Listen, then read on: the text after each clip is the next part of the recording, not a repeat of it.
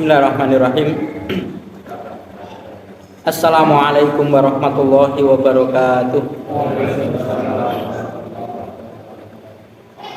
Alhamdulillah, nasta'inuhu wa nastaghfiruh wa na'udzu billahi min syururi anfusina wa sayyiati a'malina, wa may yahdihillahu fala mudhillalah wa may yudlil fala hadiyalah. Asyhadu an la ilaha illallah wa asyhadu anna Muhammadan abduhu wa rasuluh. Allahumma sholli ala Muhammad wa ala ali Muhammad. Fa ya ibadallah, ittaqullaha mastata'tum wasma'u wa ati'u la'allakum turhamun. Baiklah Bapak-bapak sekalian, alhamdulillah kedua kalinya setelah bulan Ramadan kita pertemuan untuk malam hari ini. Kita di kajian kita Bulughul Maram ya, masih melanjutkan di bab at-targhibi fi makarimil akhlak, bab tentang anjuran atau hasungan pada pemuliaan akhlak.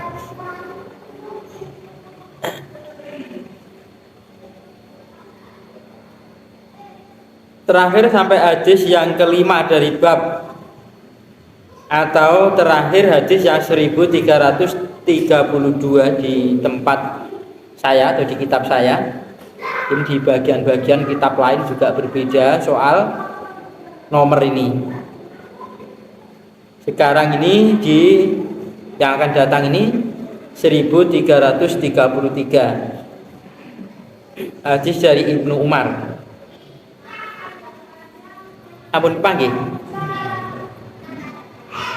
Di tempat saya halaman 337.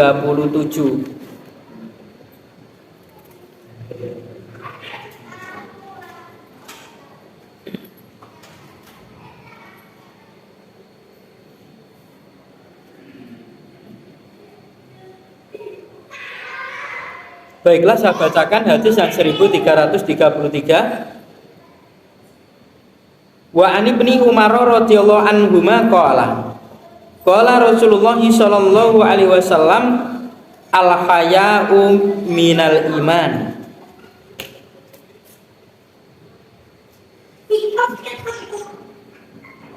Dari Ibnu Umar radhiyallahu anhuma qala, bahwasanya Rasulullah sallallahu alaihi wasallam pernah bersabda, malu itu bagian daripada iman. Muttafaqun alaihi. Hadisnya pendek ya. Kalau di kitab induknya, di kitab Bukhari-nya agak panjang hadis ini. Jadi artinya kalau di hadis ini, kalau orang itu masih punya rasa malu berarti dia masih punya iman. Kalau tidak punya rasa malu maka tidak punya iman. Bahkan Rasulullah Shallallahu Alaihi Wasallam pernah didatangi oleh malaikat ya. Malaikat dia menyampaikan, ya Muhammad, isma syi'ta fa innaka mayitun. Wahai Muhammad, berbuatlah kamu sesukamu, sesungguhnya engkau itu akan menemui kematian. Wa ahbib man syi'ta fa innaka mufariqum bih. Dan kamu boleh mencintai siapapun, maka sesungguhnya engkau itu akan berpisah dengan apa yang kamu cintai. Ini artinya ada pilihan kita ini, ada pilihan. Baik orang itu pilih untuk berbuat sesuatu yang mana perbuatan itu pun akan kembali kepada kita masing-masing. Faman ya'mal mithqala dzarratin khairan yarah wa man ya'mal mithqala dzarratin syarran yarah. Jadi orang berbuat sekecil apapun maka dia akan melihatnya, dan buat kebaikan ya sekecil apapun akan melihatnya, dan berbuat jahat sekecil biji zarah pun akan melihatnya. yarohu di ayat itu, melihat, bukan dibalas. Bisa jadi orang-orang yang beriman itu ditampakkan semua amalannya yang dia lakukan, kemudian Allah hapus karena dia menghapus sendiri dengan adanya riba, fitnah dan lain sebagainya itu ya. Jadi kalau dalam ayat itu faman ya'mal mithqala dzarratin khairan yarah, diperlihatkan semua. Begitu juga orang yang berdosa, bisa jadi Allah diperlihatkan dosanya tapi diampuni, bisa jadi ya. Jadi memang semuanya dicatat, semua dilaporkan kepada Allah dan semua ditampakkan oleh si pembuatnya tadi, yakni manusianya tadi. Kemudian sekehendak Allah, mau diampuni mau tidak diampuni sekehendak Allah Ta'ala, sesuai dengan kebijaksanaan Allah Ta'ala. Tetapi Allah tidak merubah dari apa yang telah dijanjikan oleh Dia Allah kepada hambanya. Siapa yang mereka itu bertaubat sebelum kematiannya, maka Allah Ta'ala akan mengampuni taubatnya kalau dia benar-benar bertaubat. Kan kalau kita baca di kitab Ibnu Katsir ya, ketika Fir'aun ini tenggelam, ditenggelamkan oleh Allah Ta'ala di laut itu ya, itu sebetulnya dia mau mengucapkan kalimat tauhid, keimanannya kepada Rabb-nya Musa dan Harun. Tetapi malaikat justru yang tidak terima. Orang sudah mengatakan ana rabbukumul a'la, kan keterlaluan ya, mengatakan dirinya itu sebagai Rabb yang paling tinggi ya.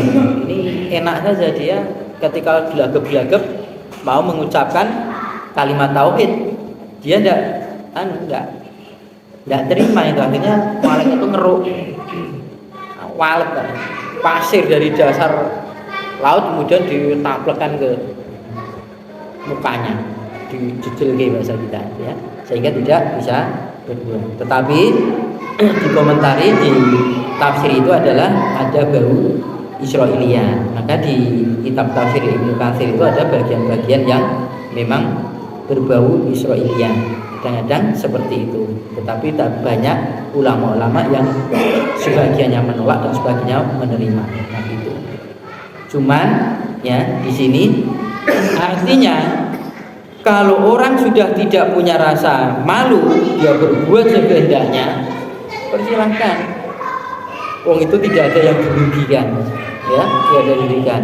Tidak merugikan Allah, tidak merugikan Nabi Muhammad, tidak. Akan kembali kepada dirinya sendiri. Maka orang kadang-kadang berbuat dijahati orang, kemudian berbuat jahat pula. Oke, buat jahat pula. Saya punya guru juga ya. Guru itu fitnah luar biasanya, biasa dikatakan ini dan itu, maka dia kalau dia mau bertobat sebelum meninggal tidak perlu minta maaf pada saya, karena yang dituduhkan itu tidak ada pada saya. Dia minta pada Allah Ta'ala, ya Allah, kalau dia mau bertobat sebelum mati, ampunilah dia tanpa syarat meminta ampun, minta maaf kepadaku. Tetapi kalau tidak mau bertaubat karena penuduhan yang tidak saya lakukan ini, sampai dia matinya ada perhitungan di mahsyar. Kan sebenarnya orang beriman kan enak ya, Masya Allah. Kalau dia paham, difitnah sudah biasa saja. Ya. Kita memberikan satu sangkalan atau memberikan satu jawaban sesuai dengan kepercayaan mereka. Kalau enggak ya sudah, maunya menuduh kan ini ya, ketemu di mahsyar sana. Justru panen di akhirat sana. Kebaikannya kan begitu ya. Orang difitnah kemudian di akhirat kelak ditemukan itu kan pahalanya kan diminta, suruh bayar itu pahalanya diminta. Kok pahalanya itu sudah habis, dia belum terima, maka dosanya orang yang difitnah itu dikembalikan ke sana. Maka kita tidak mudah-mudah apalagi menuduh kafir dan lain sebagainya. Jadi Allah tidak kalimat yang ringan. Berkenaan dengan malu di sini artinya ayat di sini itu adalah malu berbuat sesuatu yang jelek, bukan malu yang baik. Mau jamaah malu, mau ngaji malu, lah ini tanpa alasan yang seperti itu. Kalau itu tidak, okay. Hadisnya sahih. Wan Abi Mas'udin radhiyallahu anhu qala Rasulullah sallallahu alaihi wasallam, inna mimma adrakan nasu min kalami. Di hadis ini dari Ibnu Mas'ud, namanya Abdullah. Dia berkata, bersabda Rasulullah sallallahu alaihi wasallam, sesungguhnya dari sebagian para manusia itu mendapati min kalamin nubuwati, dari kalamnya kenabian, al-ula yang awal atau yang pertama, idza lam tastahi, apabila tidak malu,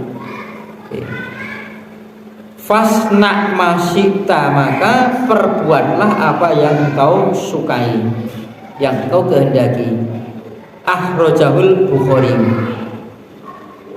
Dah, hadis ini ya dari Abi Mas'ud. Oh, ini bukan Ibni nggih, Abi, masyaallah, bapaknya. Abi, bapaknya Mas'ud. Dia mengatakan bahwasanya apa-apa yang dia dapatkan dari orang-orang banyak yang terdahulu, dia dapatkan dari kalam kenabian. Nantinya yang apa yang diucapkan oleh para nabi dulu, yang dulu bisa jadi sebelum Nabi Muhammad SAW juga. Apabila engkau itu tidak malu, maka berbuatlah apa yang engkau sukai, sesukamu, sakarmu. Kalau tidak malu, ini artinya ya bukan berarti kalau gitu boleh, kan masing-masing punya resiko sendiri-sendiri gitu ya. Orang itu kafir, orang itu beriman juga ditanggung sendiri-sendiri. Kan ada ayat, ya ayyuhalladzina amanu atiullaha wa atiur rasul, yang itu ya. Wahai orang-orang beriman, kamu kenapa orang beriman? Karena ayat ini dilanjutkan atiullah wa atiur rasul. Artinya kalau tidak orang beriman, tidak mungkin dia taat kepada Rasul dan tidak taat kepada Allah dan tidak taat kepada Rasul. Kemudian wa ulil amri minkum, dan ada kamu mentaati kepada pemimpin atau penguasa kalian orang-orang beriman.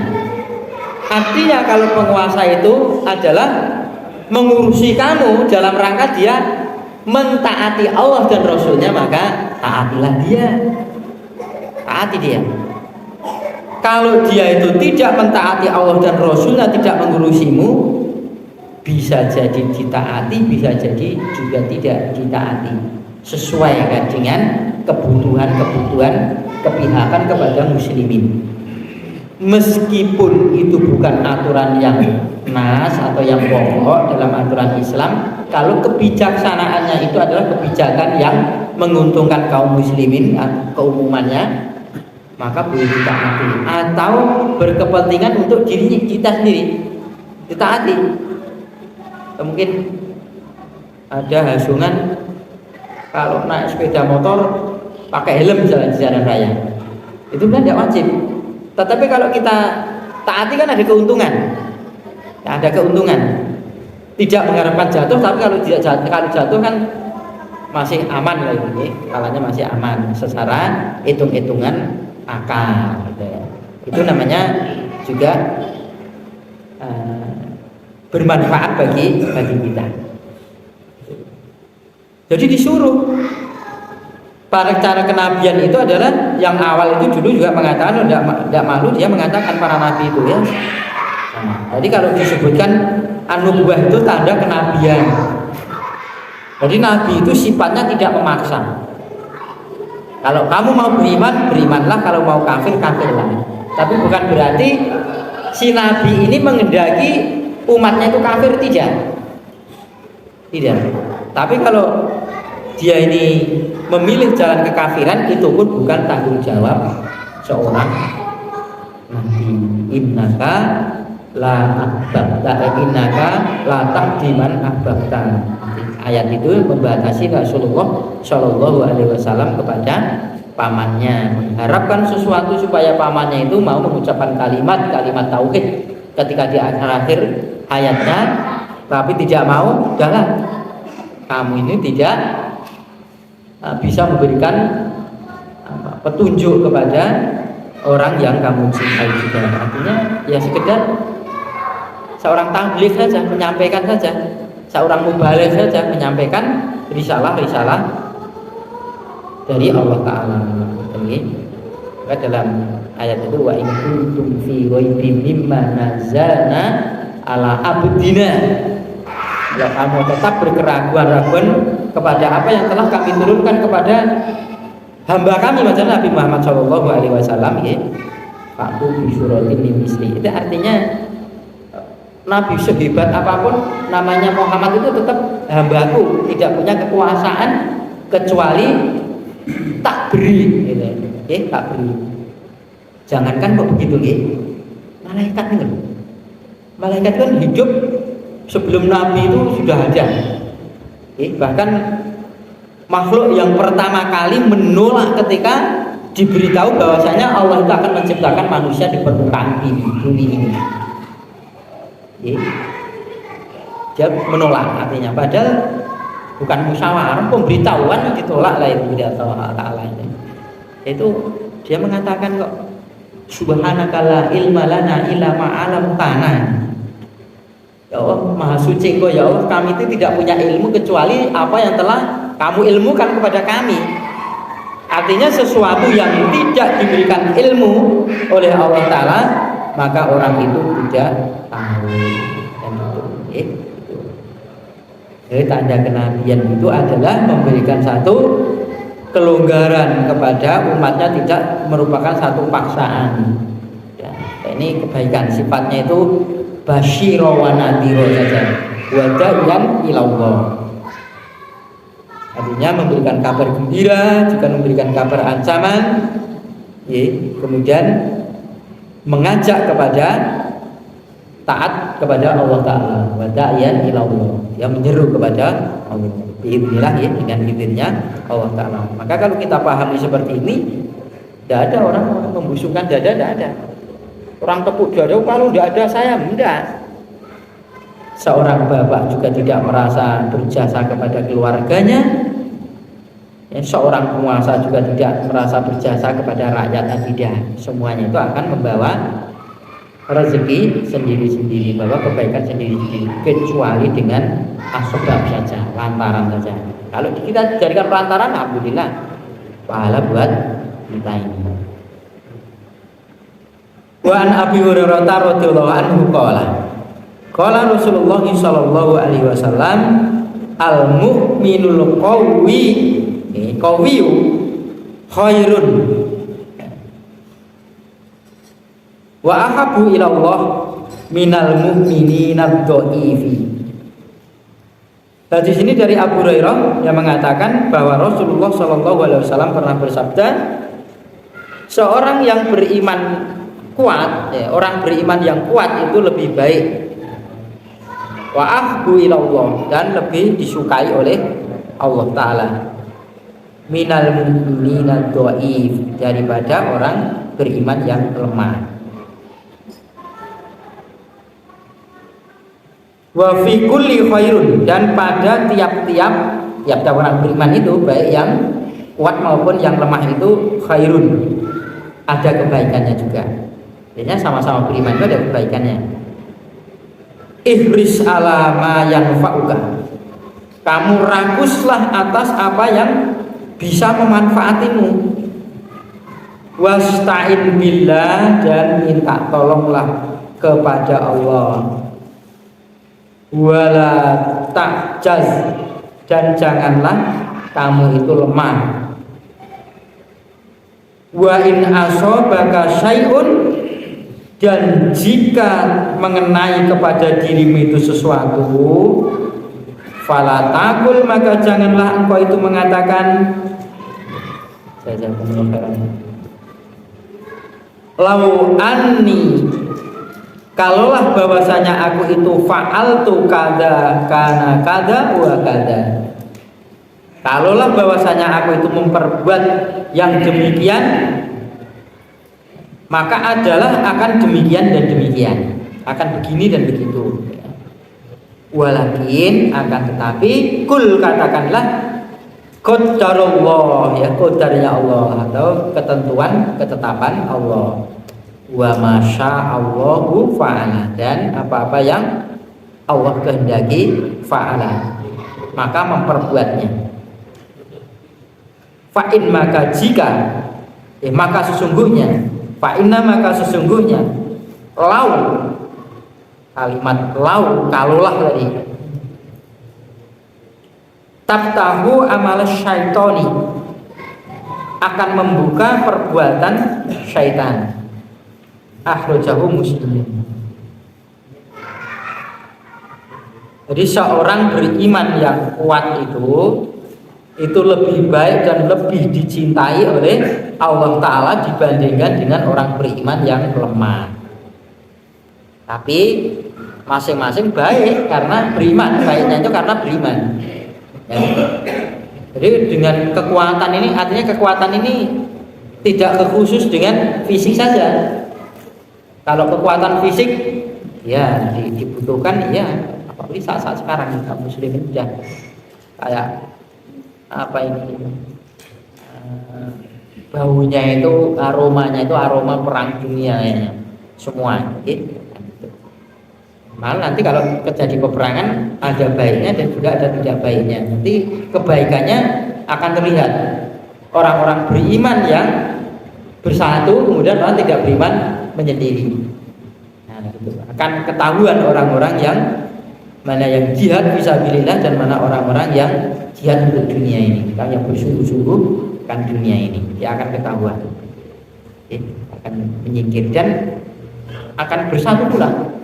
Muslimin akan bersatu, tidak akan diurus oleh satu perkelompokan nanti. Dan sekarang sudah apa Hizbullah bersatu dengan Hamas, Houthi bersatu dengan semuanya bersatu, apalagi apa namanya Irak, Iran mulai apa itu namanya gerak. Kan mereka tidak apa namanya, orang Hamas dibantu oleh Hizbullah kan. Orang Syiah tidak, jangan bantu saya rasakan, tidak begitu. Yaitu urusan mereka. Ya. Urusan kita itu adalah berjuang, urusan diberi pahala atau tidak itu urusan Allah Ta'ala. Merasa yang terbaik itu tidak apa-apa. Merasa ingin kebaikan, merasa menginginkan sesuatu yang lebih baik tidak apa-apa. Saya harus yang lebih baik, tidak apa-apa. Yang tidak boleh itu merasa diri yang paling baik, ini tidak boleh. Merasa diri yang paling baik nanti meremehkan saudara muslim yang lain. Terlepas dengan kelompokan tadi, entah sesat entah tidak, bukan urusan kita. Urusan kita itu urusi diri sendiri. Kita menghina-hina mereka, mereka membantu. Kita yang menghina mereka malah tidak membantu, kan ya bocor. Oh, si A membantu, tapi bantu apa? Itu kan ya, tampung kita. Mereka kuat atau kuat dalam hal pembicaraan. Ya, man ra'a minkum mungkaron falyughayyir biyadihi, itu nanti akan didapat oleh orang-orang seperti ini ya. Jadi kalau kamu melihat satu kemungkaran, maka rubahlah dengan kekuasaan lewat apa saja, pimpinan organisasi lewat organisasimu, pimpinan apa lagi RT lewat RT, sekemampuan RW lewat RW, biar lebih tinggi dan seterusnya. Kemudian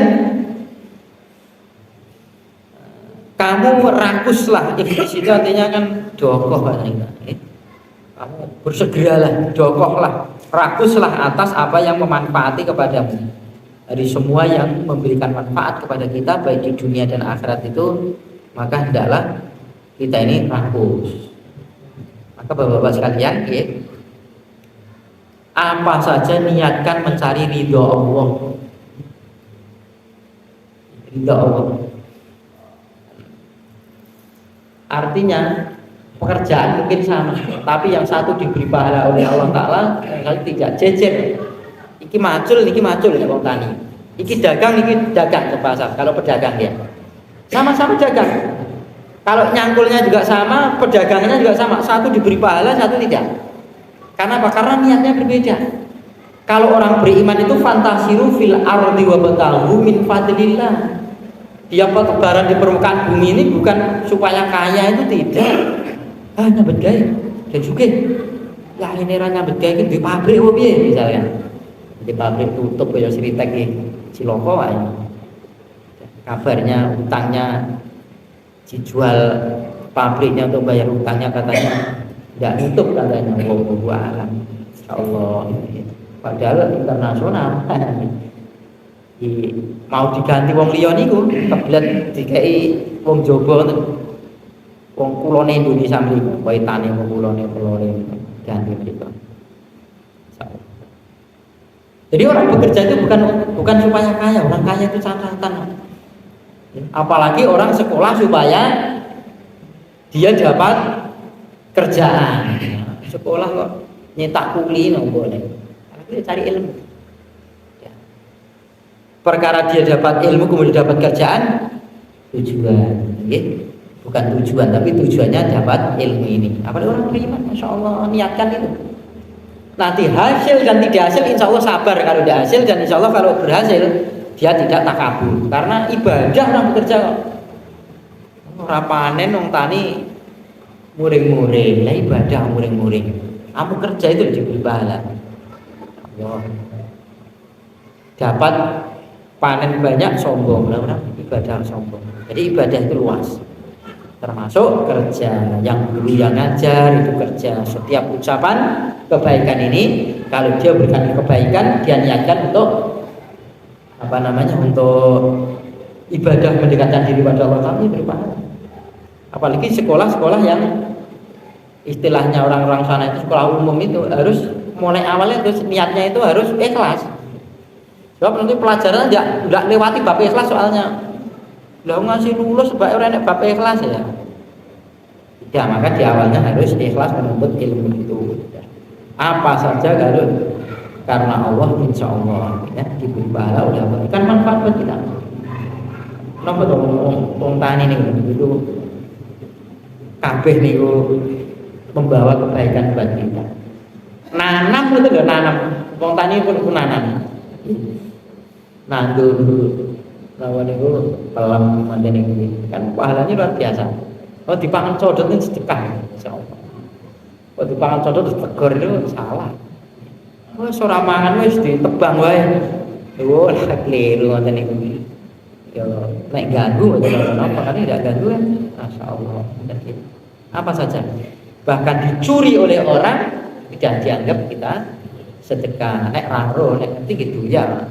Dan ini kalau pas kaki tak begitu apa saja apa meneh dipaham uang dipangan kewan mawon sedekah yang beriman. Tetapi kalau orang tidak beriman wah masya Allah sumar dadana asfala safilin, bahkan boten rendah tapi lebih rendah lebih rendah daripada kalau di dalam ayat itu lebih rendah daripada hewan, lebih rendah lagi. Jadi orang kafir itu nilainya itu di hadapan Allah Ta'ala besok di akhirat itu masih maaf saya layak kadal jarang gitu nih sih. Lah itu kan sudah diadili selesai. Lah kalau orang kan diadili masuk neraka kan tidak ada harganya ya. Ditempatkan sijinnya dalam ayat itu. Sijin itu di dasar dasar bumi, di daroyatnya. Jadi neraka itu tingkatan, tapi tingkatannya ke bawah, namanya kan daroyat. Tapi kalau jannah itu derajat, naik.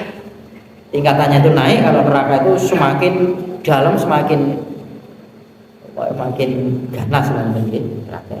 Nah, rakuslah apanya manfaatnya buat kalian. Tapi minta tolonglah kepada Allah.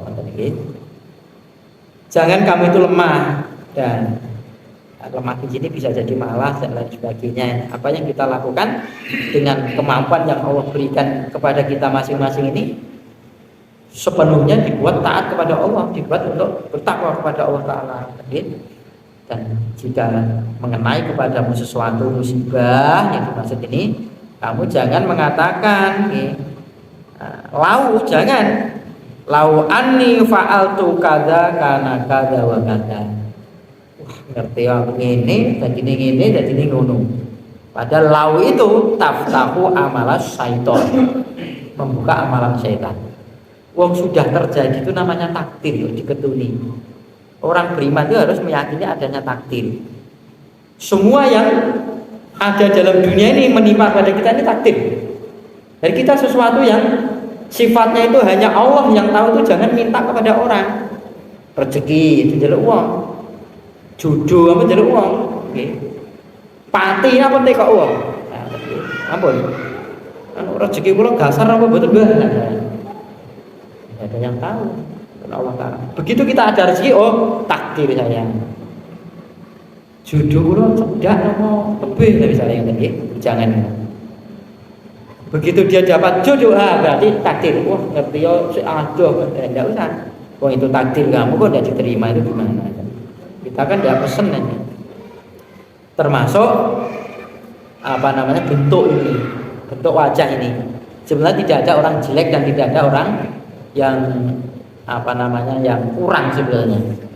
Wah, ini lahir kurang irungi. Memang Allah Ta'ala sempurnakan seperti itu. Kurang kan gitu. Tapi kalau misalkan mengganggu ataupun apa namanya kok irungi renek bolongan itu dioperasi boleh, itu tidak merubah ciptaan Allah. Atau meripate apa namanya tidak bisa melihat, dioperasi itu tidak merubah. Yang merubah kena alis di lengisor lalu berubah, dan gitu. Irung kaya ngono dipancung-pancung gitu misalkan, nah, itu namanya merubah ciptaan, dan gitu. Dan lain sebagainya. Atau gigi yang tanggal kemudian dikasih gigi itu tidak apa-apa, tidak masalahnya. Daripada pakai baju gigi palsu, selaku ini palsu tinggal dan sebagainya palsu, itu dia ada manfaat misalkan. Jangan, kalau sudah terjadi pada diri kita ini, jangan kamu mengatakan lawah ngerti tak kandhani lho pengen lulus umpama kowe ra ngono mesti dadine ra. Nah, itu tidak. Kalau sudah terjadi ya sudah terus. Tak seperti itu. Dan kan ngoten nggih angel. Ada saudara mau dikandhani kon suntik rono ra nggo nek suntik rono lho mesti mari ini. Pada saat itu dokter itu dijadikan Tuhan. Pada saat itu. Ya Allah, merasa didobatkan ke sana tidak ada perubahan itu beberapa hari ini dikandani kono. Ngerti yo nek rono ki mari, lah kok koyo tahu. Apa itu? Subhanallah. Kita sering kan begitu, tidak terasa seperti kadang-kadang apa obat itu mewakili sebagai Tuhan. Semua ngombe mesti mari. Obat mari dokter dhewe. Solo spesialis saraf anaknya 2 nih. Yang satu yang Mahatmi yang pinter. Apalagi sampai 17 juz. Tapi nggih ngeten itu, tapi apa? 17 juz Masya Allah. Wal kata yasar al-Qur'an lidzikri kok. Pahal mudakil. Yang satu sebutan sekolah. Subhanallah. Spesialis di Jakarta dulu spesialis jantung mati sakit jantung. Oh, apa mboten apik niku. Tangga kula niku tukang terapi spesialis stroke, mati nih stroke. Sing lantaran bapak kula riyen sakit pelampah niku di terapi sampai waman hari-hari. Bisa jalan dari ngeten Mbak, ampun ngeten. Tebake kenging stroke. Terus lem di bawah kula. Dia ikut PAZ, pengobatan akhir zaman. Bagus akhir zaman. Oh, akhir umur. Jadi semuanya itu adalah rahasia Allah Ta'ala. Tidak pantas kita ini memberikan satu statement bahwasanya pasti sembuh. Kalau ada dokter seperti itu, namanya sombong. Kalau tidak saya tidak bisa lah ini namanya kesombongan. Ada orang lain yang bisa. Nggak ngaji ini bener lah ini tambah parah lagi. Apalagi ya dulu itu ya saya biarkan di pertemuan di kelurahan itu kalau menurut saya ya. Jadi hadis niku ditasiri menurut saya ngoten niku. Lah kowe iki sapa lah gitu loh. Tak tahunya itu ya maaf ya, bacaannya saja Masya Allah itu ya luar biasa seperti itu. Kurang apike maksud kula. Mboten lagune tapi walah pun panjang pendek mboten wah kok menurut saya kan gitu. Pun iki nggih wani kula niku berijtihad lah tambah. Aduh kan ijtihad kita ini orang yang mengikuti ya seperti itu. Maka kita berhati-hati Bapak sekalian nggih. Manakala kita ini sudah berbuat satu kebaikan, titipkan kepada Allah Taala. Titipkan. Cirinya orang yang baik itu adalah berbuat kebaikan itu gampang lupa dengan kebaikannya. Dan cirinya orang baik itu berbuat kekeliruan atau dosa itu dia selalu ingat dengan dosanya. Sehingga dia pikir-pikir mau berbuat dosa. Ya, tidak ingat lagi. Mungkin ini yang saya sampaikan untuk malam hari ini. Assalamualaikum warahmatullahi wabarakatuh.